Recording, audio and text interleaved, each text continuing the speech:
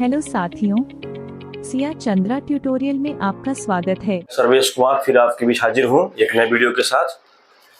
2-3 दिन से दोस्तों टेक्निकल फॉल्ट था, इसलिए जो है वो आपके बीच उपस्थित नहीं हो पाया। तो आज मैं उपस्थित हूँ आपके बीच एक नए वीडियो के साथ। आप देख सकते हैं आज का टॉपिक हमारा है कि उपचारात्मक शिक्षण एवं प्रविधि।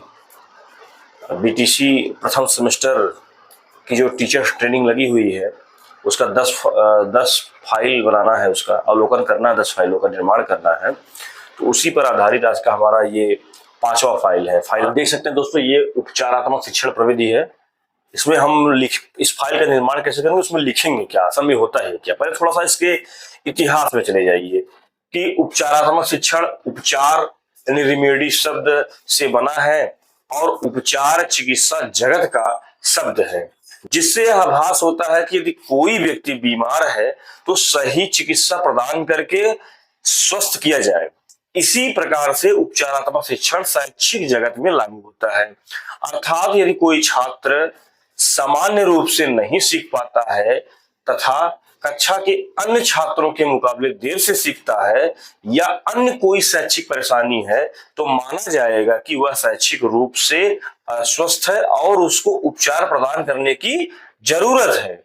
यह उपचार ही उपचारात्मक शिक्षण है, जिसके द्वारा इसकी समस्याओं का निराकरण किया जाता है। और अगली कुछ पॉइंट इसमें जोड़ दिया गया है कि सर्व शिक्षा अभियान के तहत उपचारात्मक शिक्षण की आवश्यकता पर बल दिया जाता है। प्राथमिक विद्यालय में इसके लिए बच्चों को चिन्हित करके एक शिक्षा अलग से एक कक्षा में दी जाती है, जिसके परिणाम स्वरूप सकारात्मक परिणाम आ रहे हैं।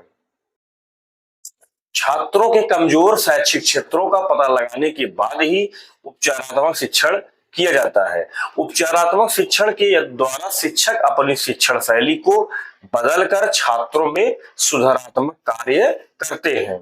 आइए अगले पेज की ओर हम बढ़ते हैं दोस्तों। ये देखिए, उपचारात्मक शिक्षण की आवश्यकता क्यों पड़ी, इसमें हम जानने का प्रयास करते हैं कि छात्रों की कठिनाई के निवारण के लिए। पहला चीज यानी छात्रों के अंदर कोई कठिनाई आ रही है, उनको किसी टॉपिक को समझने में उनको परेशानी हो रही है, तो हम उस टॉपिक के बारे में उनको ऐसी कौन सी प्रविधि का अपनाकर उनको समझाएं, ऐसी कौन सी विधि को अपनाएं या ऐसा कौन सा तरीके से उनको टॉपिक को समझाया जाए कि वो चीज उनको आसानी से समझ में आ सके। तो इसमें उसकी आवश्यकता मुख्य पॉइंट यही है कि छात्रों की कठिनाई के निवारण के लिए और सभी छात्रों को समान शैक्षिक अवसर प्रदान करने के लिए। यानी जो भी टॉपिक चल रहा है तो उस ऐसी कौन सी प्रविधि का इस्तेमाल किया जाए, ऐसी कौन सी गतिविधि का इस्तेमाल किया जाए, ऐसे कौन से मेथड का इस्तेमाल किया जाए कि जो भी समान शैक्षिक अवसर प्रदान किया जा रहा है वो सारे बच्चे को आ जाए। इस टॉपिक का मेन यही मुद्दा है कि पहला है कि छात्रों की कठिनाई का निवारण करने के लिए, दूसरा सभी छात्रों को समान शैक्षिक अवसर प्रदान करने के लिए, फिर अगला पॉइंट आता है हमारा कि शिक्षकों को अपनी शिक्षण शैली बदलने का अवसर प्राप्त हो। यानी रटा रटाया मैटर किसी बच्चे को ना दें, हम ऐसे कौन से तरीके से इतने सरल से सरल तरीके का इस्तेमाल करें जिससे बच्चे को आसानी से वो टॉपिक समझ में आ जाए। अगला पॉइंट हमारा आता है कि बच्चों की शारीरिक, सामाजिक, भावनात्मक क्षमताओं का विकास करने के लिए। तो उसके बाद क्या होता है, पढ़ाई से दूर रहने वाले बच्चों को पलायन से रोककर पुनः विद्यालय की मुख्य धारा से जोड़ना।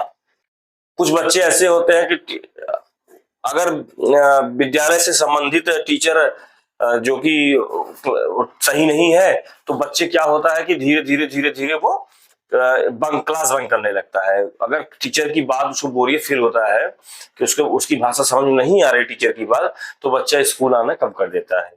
फिर उसको ऐसी माहौल दिया जाए, उसको ऐसे किस तरीके से पढ़ाया जाए कि विद्यालय के प्रति उसका रुझान बढ़े, टीचर के प्रति उसके भावनात्मक लगाव हो, प्रेम हो, सौहार्द हो। मतलब एक पारिवारिक दृष्टिकोण से बच्चा विद्यालय नहीं, वो इतना उसका भाव इतना सरल हो जाए कि बिना किसी झिझक के किसी भी बात को, यानी घर में अगर कोई झगड़ा झंझट भी हुआ है बच्चे के घर, वो भी बात वो आसानी से अपने अध्यापक को बता सके।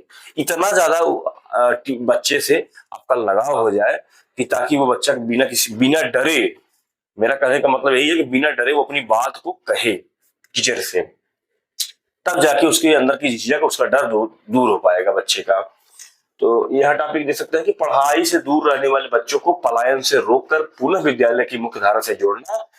हम सभी जानते हैं कि उपचारात्मक शिक्षण उन्हीं बच्चों के लिए दिया जाता है जो मंद गति से सीखते हैं। इन बच्चों को कक्षा के सामान्य बच्चों के बराबर लाने के लिए इसका मेन टॉपिक यही है। हम सभी जानते हैं कि उपचारात्मक शिक्षण उन्हीं बच्चों के लिए इस्तेमाल किया जाता है, उन्हीं बच्चों के लिए स्पेशली लागू होता है जो बच्चे शारीरिक रूप से, मानसिक रूप से जो जो कि जल्दी नहीं सीख पाते हैं, थोड़ा थोड़ा सीखते हैं या मंद गति से सीखते हैं। तो हम स्पेशली उपचारात्मक शिक्षण का प्रयोग हम उन्हीं बच्चों के लिए करते हैं। और आज का हमारा जो अगला टॉपिक है, उपचारात्मक शिक्षण से मतलब से यही है कि बच्चा जो है सामान्य बच्चों के लिए भी उनके लेवल पे आ जाए, हम ऐसा कौन सा तरीका अपना लें। अगली हेडिंग हमारी आती है उपचारात्मक शिक्षण की स्थिति। हमने कक्षा अवलोकन के समय अनुभव किया कि शिक्षक द्वारा पढ़ाते समय कुछ बच्चों को पाठ सही तरीके से समझ में नहीं आ रहे थे, उनको काफी दिक्कतों का सामना करना पड़ रहा था। उन बच्चों के उपचार हेतु शिक्षकों ने उपचारात्मक शिक्षण विधि को अपनाया, जिसके फलस्वरूप शिक्षक ने छात्र की शैक्षणिक कमजोरी को जानकर कक्षा में ही उसे सामूहिक रूप से दूर किया। जो मंदबुद्धि व कमजोर छात्र थे, उन्हें अलग चिन्हित करके उपचारात्मक शिक्षण की कक्षा ली गई। इस विधि के माध्यम से पहले अध्यापक ने छात्र की समस्याओं को भली भांति उसको समझने का प्रयास किया, किन उन कारणों का पता लगाया कि बच्चा किन कारणों से सीखने में विफल हो रहा है। बाद में उन कारणों को दूर किया गया। अगला हमारा टॉपिक आता है, अध्यापक से बात करने पर उन्होंने बताया कि उपचारात्मक शिक्षण निम्न प्रकार से किया जा सकता है। अच्छा, जो उस समय जब मैं टीचिंग कर रहा था तो वहां पे अध्यापकों से मैंने बात किया, तो उन्होंने हमको कुछ पॉइंट बताया। वो पॉइंट मैंने यहाँ पे नोट किया हुआ है, वो आपके लिए लागू होता है, आप इसको देख लीजिए। हो सकता है इससे बेहतर आप लिख सके तो लिख लीजिएगा, बाकी ये पॉइंट उसी में आप इंक्लूड कर देंगे तो अच्छा नंबर आपको मिल सकता है। अध्यापक से बात करने पर उन्होंने बताया कि उपचारात्मक शिक्षण निम्न प्रकार से किया सकता है। पहला पॉइंट है हमारा कि छात्रों की शैक्षणिक कमजोरियों को जानकर कक्षा में अब वहां से एक पॉइंट आज कुछ छटकट रहे थे, फिर से देखिए कि छात्रों की शैक्षणिक कमजोरियों को जानकर कक्षा में ही उदाहरण देकर कमियों को दूर करें। कक्षा शिक्षण करते समय कमजोर छात्रों पर विशेष ध्यान देकर, अतिरिक्त समय में शिक्षण देकर, व्यक्तिगत समस्याओं के लिए छात्रों को व्यक्तिगत रूप से परामर्श देकर, यानी कौन से बच्चे की क्या दिक्कतें सामना कर रहा, बच्चा क्या दिक्कत उसको आ रही है, आप उस बच्चे की कमियों का पता लगाइए और उसको अलग से समय देकर समझाइए, या फिर उसकी कमियों को व्यक्तिगत रूप से परामर्श उसको आप अलग से दीजिए। ये टॉपिक था। और हमारा अगला पॉइंट इसमें क्या जोड़ेंगे हम, आइए देखते हैं। उपचारात्मक शिक्षण की समय सारणी हम कैसे बनाएंगे और उपचारात्मक शिक्षण के लिए कैसे समय निकाला जाए। जैसे आप देख सकते हैं दोस्तों कि दिवस है, दिवस के बाद समय का कॉलम बना हुआ है जो कि 9:30 से 10 तक उसमें विद्यालय चलता था। फिर 10:15 से 12:30 तक हिंदी शिक्षण होता था। 12:15 से 1 बजे तक, और 1 बजे ये भोजन मध्य अवकाश का टाइम था, और 1 बजे से 3 बजे तक गणित विभाग था। यानी कि हम बेसिक शिक्षा विभाग में क्या हो रहा है कि भाषा और गणित, यानी हिंदी और गणित, दो ही विषयों पर हम लोग संबंधित चर्चा कर रहे हैं, और दो ही विषयों पर ज्यादा फोकस किया जा रहा है इसमें सरकार ने। तो आप देख सकते हैं कि पहला दिन, दूसरा दिन, तीसरा दिन, चौथा दिन, इस तरह से साप्ताहिक बार बांट दिया गया है। और पहले दिन क्या होता है, पंजीकरण पूर्व परीक्षण किया जाता है, और हिंदी में कि बच्चे की ऐसे बेसिक टेस्ट लिया जाए कि बच्चे के अंदर आखिर कमी क्या है, उस बच्चा किस, हम ये कक्षा 1 की बात कर रहे हैं दोस्तों, यहाँ पे स्पेशली जो है वहीं से शुरुआत करेंगे हम। उपचारात्मक शिक्षण कक्षा 1 से ही शुरू किया जाए, ज्यादा बेटर पड़ेगा, ज्यादा लाभकारी माना जाता है। और यहाँ आप देख सकते हैं गणित विभाग में समूह विभाजन किया जाए, बच्चों को कोई ग्रुप में बांटा जाए, कमजोर छात्र को अलग किया जाए, और फिर जो मध्यम छात्र हैं उनको अलग किया जाए, जो बहुत स्पेशल छात्र या कह सकते हैं कि प्रतिभाशाली बालक है उनको अलग किया जाए, तब जाके आप उपचारात्मक शिक्षण करने में सफल हो पाएंगे।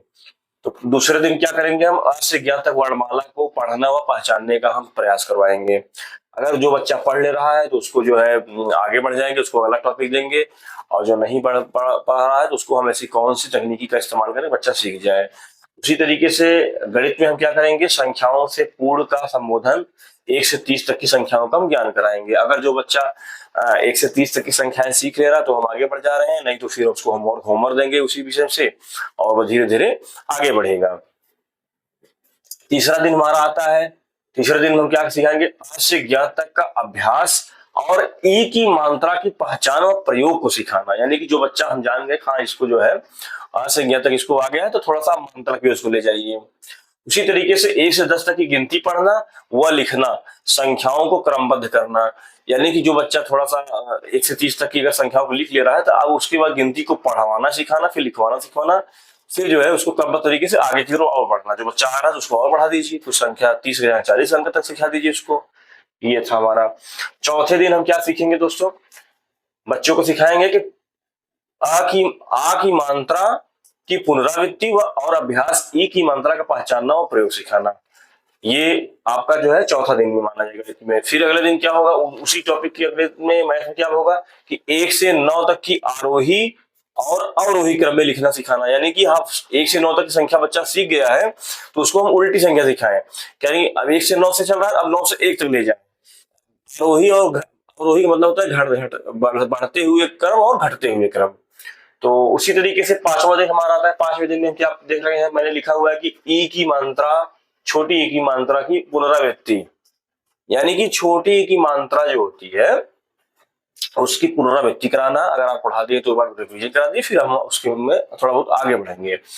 और गणित में हम क्या सिखाएंगे पांचवें दिन में कि दो संख्याओं का जोड़, बेसिक यानी कि बिना हासिल वाला सिंपल जोड़। अगर बच्चा जो है सीख जा रहा है, समझिए कि बच्चा ठीक ठाक है तो आगे बढ़िए, बेसिक फॉर्मेट है। फिर छठवां दिन आ जाता है। छठे दिन में हम देखेंगे अ की मात्रा को पहचानना व प्रयोग में सिखाना। और गणित में क्या कहेंगे, 3 संख्याओं का जोड़ सिखाना व अभ्यास कराना। उसके बाद धीरे धीरे आगे बढ़ेंगे टॉपिक की ओर, और उसके बाद यहाँ पे हम थोड़ा सा निष्कर्ष लगाएंगे कि हमें क्या मैंने किया हुआ है। आप जान सकते हैं सिलसिला कक्षा 1 के बच्चों से हमें ट्रीट करना है। कक्षा 1 के बच्चों को हम उसमें उनको पहले वर्ण की पहचान करवाएंगे। वर्ण का पहचान करवाने के बाद मात्रा की पहचान करवाएंगे। मात्रा पहचानने के बाद हम उसको जो है मात्रा की माध्यम से, मात्रा का सहारा लेते हुए कुछ शब्द बनाना सिखाएंगे। फिर शब्दों को जोड़ना सिखाएंगे। फिर धीरे धीरे एक अक्षर, दो अक्षर, 3 अक्षर, 4 अक्षर, ऐसे ऐसे बच्चे को हम थोड़ा सा लिखना पढ़ना सिखाएंगे। फिर बच्चा जब लिखना पढ़ना सीख जाएगा तो पहचान करना सीख जाएगा। जब पहचान करना सीख जाए तो पढ़ना सीख जाएगा। उसी तरीके से गणित में आप जान सकते हैं, गणित में दोस्तों कि पहले उनको गिनती की पहचान करवाई, गिनती की पहचान करवाई, फिर उनको उल्टी गिनती दीजिए। उल्टी गिनती जब वो दे रहे हैं तो जब बच्चा उल्टी गिनती की पहचान करना सीख गया और नेचुरल नंबर और न्यूमरल नंबर दोनों अगर सीख रहा है, यानी कि उल्टी गिनती और सीधी गिनती अगर उस बच्चा सीख रहा है तो उसको आप दीजिए। जब वो गिनती सीख जाएगा तो अंक फिर उसको जो है धीरे धीरे उसको दहाई का अंक, सैकड़े के अंक से परिचित कराइए। फिर 1 अंक का जोड़, 2 अंक का जोड़ बिना हासिल वाला सिखाइए। फिर धीरे धीरे ऐसे ऐसे बच्चे को आगे हम की ओर ले जाते हैं। तो ये हमारा आज का टॉपिक था। और अगले टॉपिक में हम चर्चा करने से पहले थोड़ा इसके बारे में जान लेते हैं कि उपचारात्मक शिक्षण शुरू करने से पहले हमने, अब यहाँ पे जो है हमने क्या फीडबैक पाया है वो मैंने लिखा हुआ है कि उपचारात्मक शिक्षण की जरूरत कैसे पड़ी और हमने उसमें क्या लिखा हुआ है। तो उपचारात्मक शिक्षण शुरू करने से पहले हमने 10 बच्चों को उपचार के लिए चुना। जो कमजोर तबके के बच्चे थे उनमें से 10 बच्चों को मैंने दिया।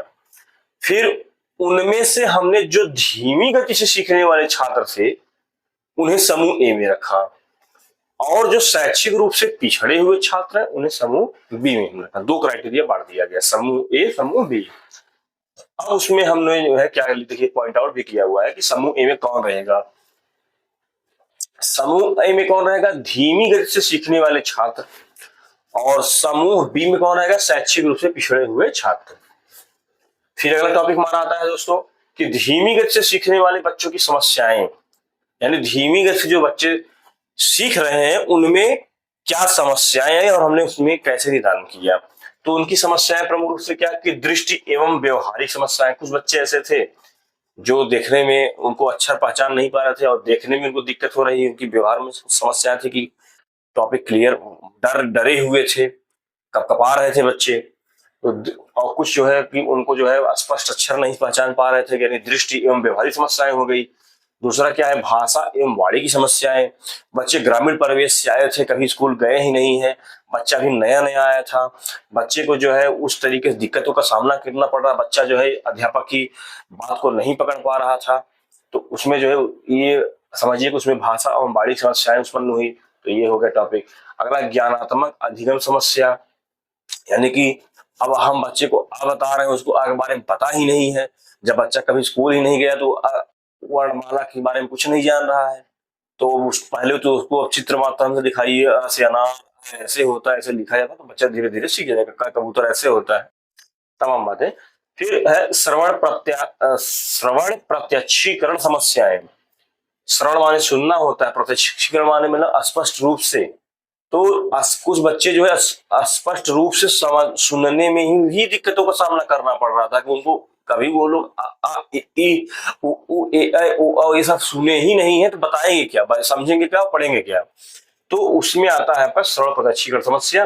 फिर अगला है सामाजिक एवं संवेगात्मक समस्याएं, यानी कि बच्चे को जो है उस तरह के माहौल में, उस तरह के परिवेश में नहीं ढाला गया था।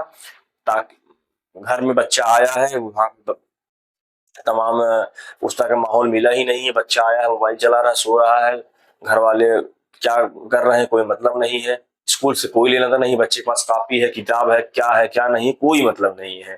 तो वहां का माहौल दूषित रहा होगा, इसलिए बच्चा सीखने में असफल रहा, उसके घर का माहौल नहीं ठीक रहा होगा। तो ये टॉपिक हमारा क्या था बच्चों, कि धीमी गति से सीखने वाले बच्चों की समस्याएं क्या क्या है। दृष्टि एवं व्यवहारिक समस्याएं, भाषा एवं वाणी की समस्याएं, तीसरा है कि ज्ञानात्मक अधिगम की समस्याएं, चौथा है सरल प्रत्यक्षीकरण समस्याएं, और पांचवा है सामाजिक एवं संवेगात्मक समस्याएं। अब अगला टॉपिक हमारा आता है कि शैक्षिक रूप से पिछड़े हुए बच्चों की क्या समस्याएं थी। शैक्षिक रूप से पिछड़े हुए बच्चों की मुख्य समस्या आज के दौर में हमने जो चीजों, मुख्य रूप से 3 चीजों को मैंने नोटिस किया बेसिक में, अब तक मेरा अनुभव रहा है। पहला है कि आर्थिक समस्या। ये लगभग बेसिक शिक्षा परिषद में अध्ययन कर रहे लगभग हर घर की समस्या है, हर बच्चों की समस्या है। आर्थिक समस्याओं का सामना उनको करना पड़ता है। सरकार उनके साथ कदम से कदम मिलाकर काम कर रही है, उनको सारी 6 वर्ष से 14 वर्ष तक के बच्चे को फ्री शुल्क, फ्री सुविधा, हर चीज, ड्रेस तक का, जूता तक जूता, मोजा, स्वेटर सब दे रही है। बस ऐसा हम मुझे तो लग रहा है कुछ दिन ऐसा आएगा जब वो लोग कॉपी कलम की व्यवस्था खुद कर लेंगे सरकार द्वारा। लेकिन 1200 रुपए सरकार दे रही है साल भर में, उनको मानक पता है कि एक बच्चे पर कितना खर्चा आता है। तो 1200 रुपए में अगर अध्यापक बच्चे को गार्जियन चाहेंगे तो अपने बच्चे को बड़ी आसानी से 10 रुपए की कॉपी दिलवाई सकते हैं। लेकिन आजकल क्या है, ये मैं अपना अनुभव बता रहा हूँ दोस्तों, कि गार्जियन के खाते में पैसा गया और बच्चे तक पहुंचा ही नहीं, वो दारू पी ले जाते हैं। सबसे बड़ी विडंबना है। इस पर लगन पता ही चल रहा है, उसमें जो है आके दर्जा दुआर कर ले रहे हैं। तो ये बहुत गंभीर समस्या है। फिलहाल टॉपिक पे आते हैं, शैक्षिक रूप से पिछड़े बच्चों की समस्याएं क्या है। आर्थिक समस्या पहला, दूसरा है श्रेणी की अपेक्षा के कारण, तीसरा है आत्मविश्वास की कमी। और अतः हम समूह ए और समूह बी की समस्याओं के निवारण के लिए हमने क्या विधि अपनाई, वो आगे हम चर्चा करेंगे। आप देख सकते हैं कौन सी विधि अपनाई हमने। धीमी गति से सीखने वाले बच्चों के लिए उपचारात्मक शिक्षण विधि को अपनाया गया। तो इस तरह के हमने हेडिंग डाला, और हेडिंग में क्या लिखा हुआ है कि धीमी गति से सीखने वाले बच्चों के लिए हमने पाठ्यक्रम को लचीला बनाने की कोशिश की, यानी सरल से सरल बनाने का कोशिश किया और सरल भाषा में बताने का प्रयास किया। अतः धीमी गति से सीखने वाले बच्चों को अ की मात्रा, छोटी की मात्रा, बड़ी की मात्रा की पहचान कराना व प्रयोग कराना हमारा उद्देश्य था, और गणित शिक्षण में 1 से 20 तक की संख्याओं का ज्ञान कराना चाहिए। मतलब पहले थोड़ा थोड़ा बच्चों को दीजिए, बहुत ज्यादा, इतना ज्यादा मत दे दीजिए कि बच्चा उसी में डिस्टर्ब हो जाए कि उसको समझ में ही नहीं आया है। अब क्रियाकलाप के माध्यम से हम उस बच्चों को पढ़ाएंगे। हम प्रशिक्षुओं ने बच्चों को एक कविता गाकर सुनाई। बच्चों को जो है गतिविधि कराते हुए और बच्चों को गाना गा के कविता के माध्यम से बच्चों के अंदर जो उनका नीरसपन है उसको दूर करना है। किसी भी टॉपिक में उसको उनके अंदर इंटरेस्ट पैदा करना है। तो हम लोगों ने बताया मछली जल की रानी है, जीवन उसका पानी है, हाथ लगाओ डर जाएगी, बाहर निकालो मर जाएगी।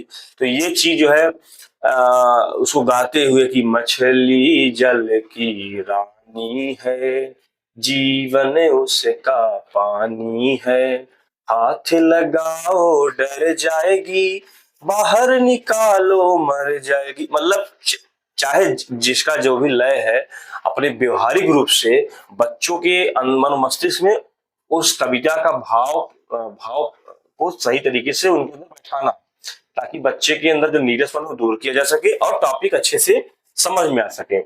तो हमने सबसे पहले हमने कैसे उसको उस कविता को कैसे पढ़ाया था वो अभी उसमें वही लिखा हुआ है कि सबसे पहले हमने कविता में आए अ की मात्रा से बनने वाले शब्दों को बताया और बच्चों से उच्चारण कराया।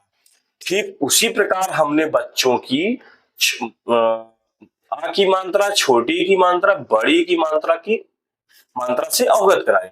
इसी तरह की कविता बनाकर उन्हें उपचारात्मक शिक्षण विधि के माध्यम से सीखने का प्रयत्न किया, जिसमें हमें सफलता भी मिली। अगला क्या है इसमें, ठीक उसी प्रकार हमने अभी मैथ की बात आ गई। ठीक उसी प्रकार हमने गोलियों, पत्तियों आदि के माध्यम से 10 से लेकर के 20 तक की संख्याओं का विस्तार वस्तुओं और मौखिक रूप से कराया। जैसे 10 और 1 11 हो गया, 11 और 1 12 हो गया, 12 और 1 मिलकर कितना हुआ 13 हो गया। इस तरीके से छात्रों को फ्लैश कार्ड के माध्यम से लिखवाने की भी कोशिश किया गया और इसी प्रकार अनेक प्रयासों के माध्यम से छात्रों की त्रुटियों का उपचार किया गया और उनसे संबंधित दोषों को दूर करने का प्रयास किया गया। बच्चों को ज्ञान से अवगत कराया और विषय वस्तु के बारे में अधिक से अधिक सिखाया। ये कुछ इस तरह के पॉइंट्स हैं। और लास्ट में हमारा आता है कि शैक्षिक रूप से पिछड़े बच्चों के लिए उपचारात्मक शिक्षण विधि।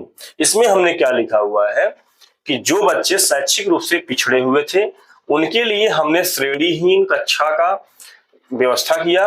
अतः हमारा उद्देश्य था कि पिछड़े हुए बच्चों को कम से कम 1 से 10 तक की संख्याओं का ज्ञान कराना आवश्यक है। उसमें क्रियाकलाप में क्या आएगा, हमने उसको किया कैसे कि समूह बी के बच्चों को हमने फ्लैश कार्ड के जरिए 1 से लेकर के 10 तक के अंकों की पहचान कराने की कोशिश की। कुछ गीतों के जरिए हमने बच्चों को गिनती सिखाने की कोशिश की। जैसे कि मान लीजिए हमने उस समय क्या टॉपिक कैसे गिनती सिखाने का हमने कैसे प्रयास किया था बच्चों को। आप देखिए कि एक बड़े राजा की बेटी